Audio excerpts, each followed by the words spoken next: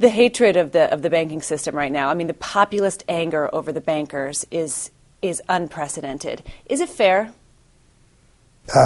Christine, it's very understandable.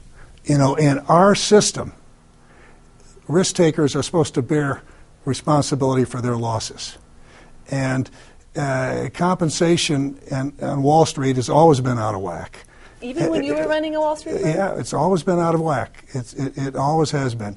Those were during benign times, but even during benign times, you know, I tell the story in the book as to how I would occasionally take off at partners meetings and remind my partners that nobody likes investment bankers. You know, their mothers probably do. If they're lucky, their wives and children do. But by and large, people don't like bankers, investment bankers, and they made life more difficult for themselves with ostentatious consumption, building 15,000 square foot homes and so on.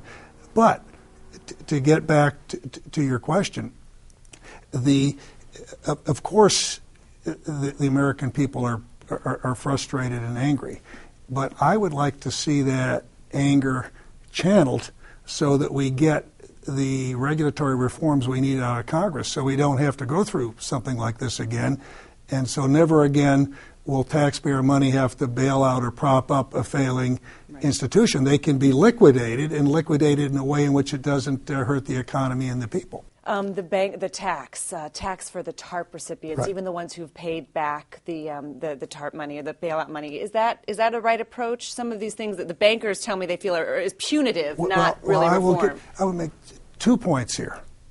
The first is all of the money that has been put into the banks is going to come back with interest. I'm not sure the American people understand that, but that's so. Not only did what we do work in terms of averting Armageddon, but the money's going to come back. Now, to get to your specific question, when Congress enacted the TARP and when we were negotiating it with Congress, their intent was that looking over a 5-year period, so 5 years after the program was put in place, that the money would come back and it wouldn't cost the taxpayers anything. Now, today, we know that it's going to come back from the banks.